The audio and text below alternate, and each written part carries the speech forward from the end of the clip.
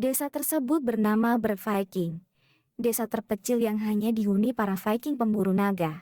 Kepala sukunya bernama Vas, memiliki anak yang dianggap remeh dan payah oleh banyak orang. Lantaran ia berbadan kurus dan kecil. Postur yang mustahil bisa mengalahkan naga. Bahkan naga yang baru lahir sekalipun. Anak dari kepala suku itu bernama Hikap.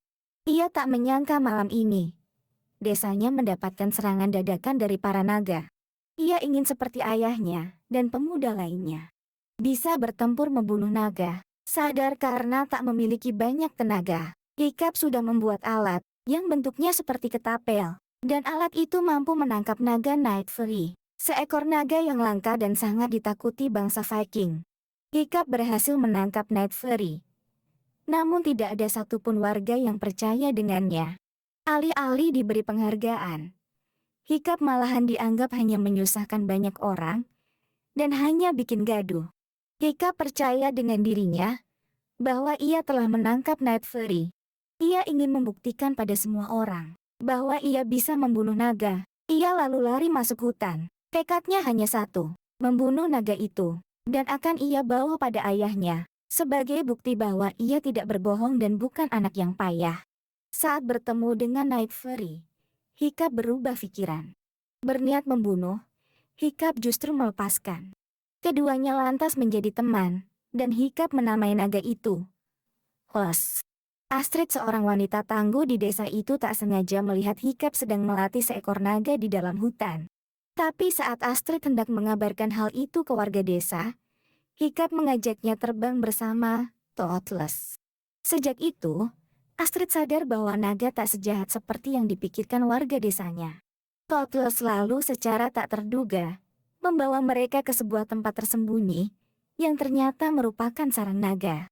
Di dalamnya tinggal seekor naga raksasa bernama The Red Death yang menjadi penguasa dari kawanan naga lain yang lebih kecil. Selama ini, naga-naga yang lebih kecil itu terpaksa mencuri hewan ternak dari pemukiman warga untuk disetorkan pada The Red Death.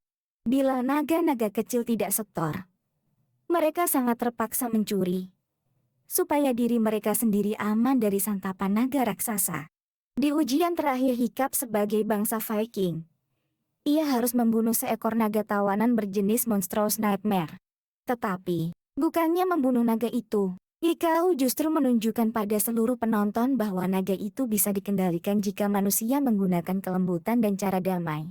Stoik yang geram melihat ini lalu dengan sengaja memancing amarah naga itu dan menyebabkan si naga menjadi agresif. Tootles tiba-tiba datang untuk menyelamatkan Hiccup. Tetapi Tootles justru akhirnya ditangkap oleh para penduduk Berg yang lain. Hikap akhirnya tanpa sengaja mengungkap bahwa Tootles mengetahui tentang sarang naga yang berusaha dicari oleh Stoik.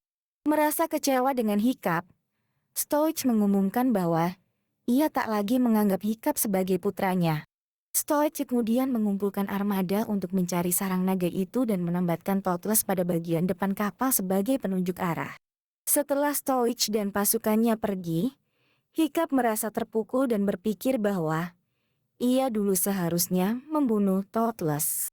Tetapi, Astrid mengingatkan Hikap bahwa pilihan Hikap untuk membebaskan Tootles justru menandakan sebuah bentuk rasa kasih, dan bukannya kelemahan. Hikap akhirnya memutuskan untuk pergi menyelamatkan Tootles bersama Astrid dan teman-temannya yang lain dengan cara mengendarai sejumlah naga tawanan yang ada di Pulau Bird. Sementara itu, ketika Stoik dan pasukannya tiba di sarang naga dan membongkarnya, sebagian besar kawanan naga itu terbang dan meloloskan diri.